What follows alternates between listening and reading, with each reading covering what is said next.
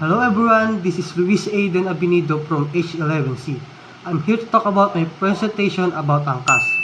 First of all, what is Angkas? Angkas is a type of service which was created in the Philippines by a Chinese Filipino. And who do you think is the Chinese Filipino who founded Angkas? I'm sure you've seen and heard the word Angkas before, right? You can see it everywhere, outside and even on your gadgets. So what are we waiting for? Let's talk about Angkas. Background and origin of Angkas. What is Angkas? Angkas is a motorcycle ride-hailing service that connects passengers with certified motorcycle riders through a mobile app. The service is designed to provide a faster and more affordable alternative to traditional modes of transportation, especially in congested areas like Metro Manila. So, in another word, Angkas is an app that we can download on our phones and book our own motorcycle that we can go to our destination without going outside and calling for the rides. Origin of Angkas. Angkas was founded in 2016 by Angelo Yapi King, a Filipino entrepreneur. The idea came about due to the severe traffic congestion in Metro Manila, where commuters often face long hours of travel time in cars or jeepneys. King saw motorcycle as a possible solution to the problem, as they could navigate through traffic more efficiently and provide a quicker, more convenient means getting around the city. Oh, so his name is Angelo King, who founded Angkas and a Chinese-Filipino businessman. And we will see later how much his idea impacts of people's lives of the Philippines. So we're gonna talk about the growth and popularity of Angkas. Initially, Angkas operated as a small pilot project but quickly gained popularity due to the demand for fast and affordable transportation. The service became a lifeline for many consumers, especially during peak hours. As of 2024, Angkas has expanded its operation for multiple cities in the Philippines, making it one of the leading ride-hailing services in the country. So, we're gonna see of how much the idea of a Chinese Filipino Angelo King affects on our daily lives. Merits of Angkas. Number 1. Convenience and speed. Faster commute.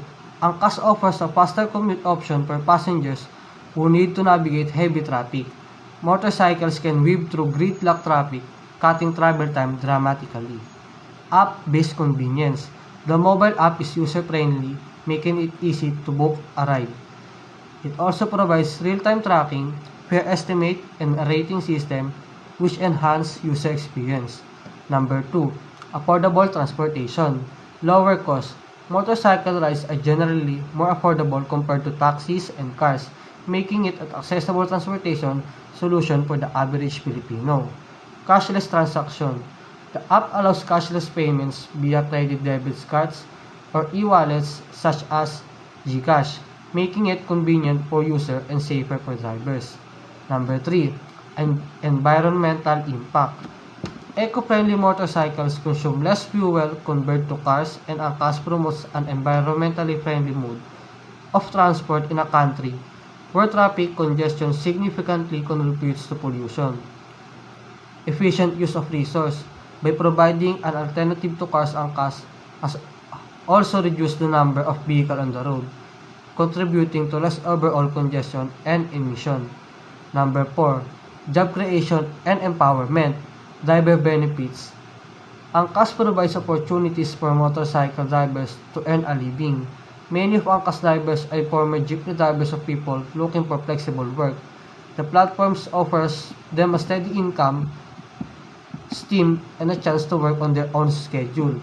Empowerment. Angkas empowers drivers with training program, helping them maintain safety standards and improve their skills as professionals. The company also offers insurance coverage for both drivers and passengers. And the last, number 5, government collaboration.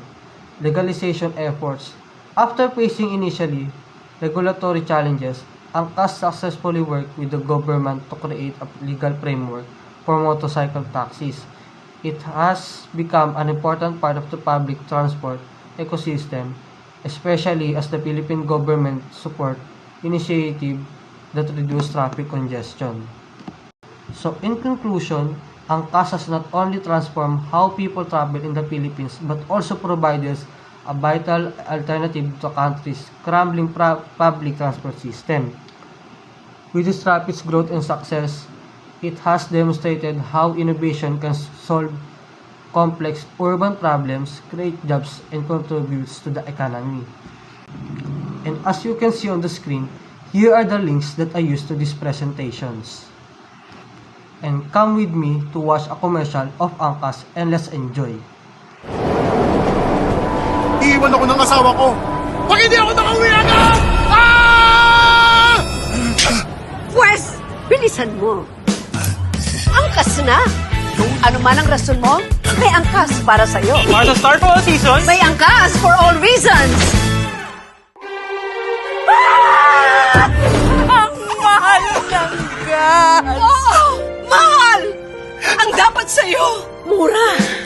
Angkas na.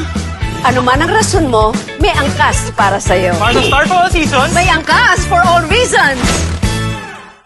Bakit mo ko iniwan? May masasakyan. Hindi ka iiwan. Angkas na. Ano man ang rason mo, may angkas para sa'yo. para sa Star for All Seasons, May angkas for all reasons.